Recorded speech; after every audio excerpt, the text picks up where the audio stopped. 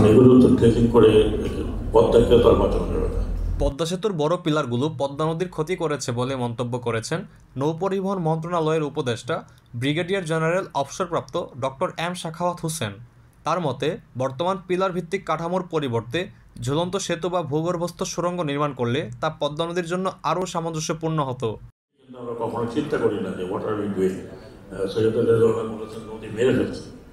পদ্মা সেতুর নিচে গিয়ে দেখেন, পদ্মা সেতুর নিচে যারা পদ্মা সেতু দিয়ে যাচ্ছে না, আমি পদ্মা সেতুর এগেনস্টে না, but it should have been pillarless, it should have been hanging bridge. নৌপরিবহন ও নাব্যতা চ্যালেঞ্জ ও উত্তরণের উপায় শীর্ষক মঙ্গলবার রাজধানীর শেরাটন হোটেলে আয়োজিত একটি সেমিনারে সাখাওয়াত হোসেন এই মন্তব্য করেন। প্রকৃতি ও জীবন ফাউন্ডেশন এবং বাংলাদেশ রিভার ফাউন্ডেশন যৌথভাবে এই সেমিনারের আয়োজন করে। পরিবেশ ও নদী রক্ষা উন্নয়ন ফাউন্ডেশন, বাংলাদেশ নদী পরিব্রাজক দল, ভয়েস অন ক্লাইমেট চেঞ্জ এবং কর্ণফুলী সুরক্ষা পরিষদ সেমিনারটি আয়োজনে সহযোগিতা করে। সেমিনারে এম সাখাওয়াত হোসেন বলেন, পদ্মা সেতু নির্মাণের আগে আমি বারবার বলেছি এটিকে একটি ঝুলন্ত সেতু বা টানেল বানানো উচিত। এখন সেতুর প্রতিটি পিলারের পাশে পলি মাটি জমছে। আমরা পদ্মাকে হত্যা করেছি, ড্রেজিং করেও এখন নদীকে বাঁচানো সম্ভব না। আমি তখনও বলেছিলাম, মানে লিখেছিলাম পর্যন্ত, আমার মতো ক্ষুদ্র বুদ্ধি সম্পূর্ণ লোক লিখেছিলাম ওই কিলিং পদ্মা। তাই হচ্ছে এখন দেখেন প্রত্যেকটি পিলারের সাথে চর জেগে আছে। বর্ষা যখন হবে তখন এই পানি ছাপায় উঠবে, চর জেগে গেছে। এখন এগুলো তো ড্রেজিং করে পদ্মাকে তো আর বাঁচানো যাবে না। তত্ত্বাবধায়ক সরকারের উপদেষ্টা সাখাওয়াত হোসেন পূর্ববর্তী আওয়ামী আমলের সমালোচনা করে আরও বলেন, আমরা অনেক পরিকল্পনাবিহীন প্রকল্প গ্রহণ করেছি, তবে মন্ত্রণালয়ে যোগদানের পর থেকে আমি পরিস্থিতি উন্নয়নের জন্য প্রতিদিন কাজ করছি। উন্নয়ন বলতে আমরা বুঝাই যে নদীর উপর দিয়ে সব কিছু করো, এখান থেকে ব্রিজ বানাও, নদী শাসনের নামে নদীকে সংকুচিত করে ফেলছি উইদাউট রিয়ালাইজিং। এতে আরও আপনার পলি আসবে। বাংলাদেশের পলি ছাড়া everything coming from the north Himalaya, এটা আমাদের মানতে হবে এবং ড্রেজিং করতে হবে। Dredging is very costly. আমাদের প্রত্যেকটা নৌবন্দরকে ড্রেজিং করতে হয়। এটা যদি কেউ বলে কেন ওই নৌবন্দর ড্রেজিং হচ্ছে, যারা জানে না তারা বুঝতে পারে না। প্রত্যেকটি নৌবন্দরকে চালু রাখতে হলে ড্রেজিং করতে হয়, প্রত্যেকটি বড় বন্দরকে চালু করতে হলে ড্রেজিং করতে হয়। আর আমি যেভাবে অন্তত নিজ চোখে দেখার চেষ্টা করছি, আমি মাসে 7 থেকে 8 দিন বাইরে থাকি, এইসব জায়গায় ঘুরে বেড়াই যেখানে যেখানে আমার কাজ হচ্ছে দেখার জন্য। ড্রেজিং রিকোয়ার্ড আর ড্রেজিং নট রিকোয়ার্ড, এখানে তো দরকার আছে, তো দরকার নাই। তিনি দেশের প্রান্তিক জনগোষ্ঠীর টেকসই উন্নয়নের জন্য সংশ্লিষ্ট সকল পক্ষকে দায়িত্বশীলভাবে কাজ করার আহ্বান জানান। তিনি বলেন, মেট্রো রেল বা সুপার হাইওয়ে নয়, গ্রামের মানুষের টেকসই উন্নয়ন করাই আমার অগ্রাধিকার। চেষ্টা করছি আমরা।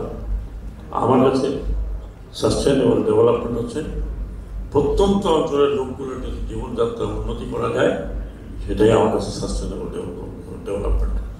অনুষ্ঠানে বিশেষ অতিথি হিসেবে উপস্থিত ছিলেন পানি সম্পদ এবং পরিবেশ, বন ও জলবায়ু পরিবর্তন বিষয়ক উপদেষ্টা সৈয়দা রিজওয়ানা হাসান।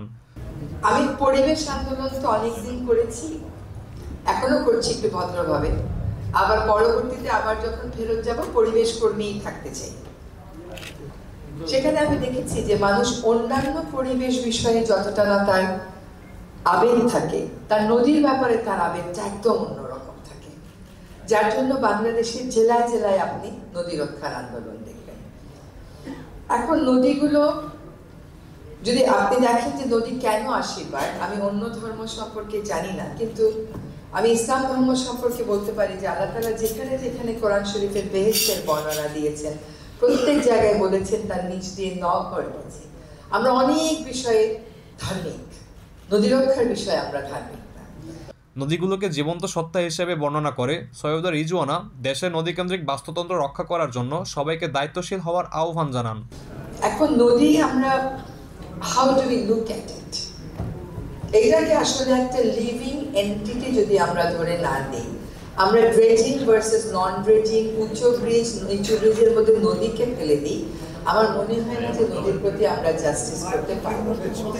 নদীকে আমাদের একটা ইকোসিস্টেম, একটা লাইফ সিস্টেম হিসেবে দেখতে হবে। বাংলাদেশ কাটার সাকশন ড্রেজার্স ওনার্স অ্যাসোসিয়েশনের সভাপতি বশির আহমেদ সরকারের কাছে প্রকৃত ড্রেজার মালিকদের ড্রেজিং প্রকল্প বরাদ্দ দেওয়ার আহ্বান জানান। অভিযোগ করে তিনি বলেন, অতীতে ড্রেজিং শিল্পের সাথে জড়িত না থাকা ব্যবসায়ীদের কন্ট্রাক্ট দেওয়া হয়েছে। তারা প্রকৃত ড্রেজার মালিকদের কাছ থেকে যন্ত্রপাতি ভাড়া নিয়ে সরকারি কাজ করত। খাত সংশ্লিষ্ট অন্যরাও অনুষ্ঠানে বক্তব্য রাখেন। পরিবহন মন্ত্রণালয়ের সচিব, পানি সম্পদ মন্ত্রণালয়ের সচিব এবং VIWT এর চেয়ারম্যানও আলোচনায় অংশ নেন।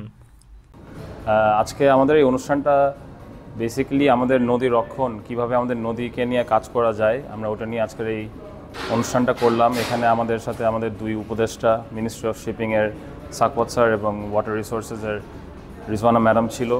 আমরা আজকে অনেক কিছু ইম্পর্টেন্ট জিনিস নিয়ে তুলে ধরলাম যে কীভাবে আমরা আমাদের দেশের নদীগুলোকে রক্ষণ করতে পারি। আমরা যেরকম ব্যবসা করতে চাই, অ্যাট দ্য সেম টাইম আমরা দেশের জন্য কাজ করতে চাই। বাংলাদেশের ড্রেজিং টেকনোলজির ব্যাপারে আসলে বেশি আইডিয়া মানুষের ছিল না। বাংলাদেশের ড্রেজিং আমরা শুরুই হয়েছে আপনি হাতে ধরে 15 থেকে 20 বছরের মধ্যে। এখানে এখন BIWT এবং ওয়াটার বোর্ডে এনলিস্টেড আপনার অ্যারাউন্ড 74 কোম্পানিজ আছে, 74টা কোম্পানি, যাদের সর্বমোট ড্রেজার সংখ্যা 74টা কোম্পানি মিলে সর্বমোট ড্রেজার সংখ্যা বাংলাদেশ আছে 273টা।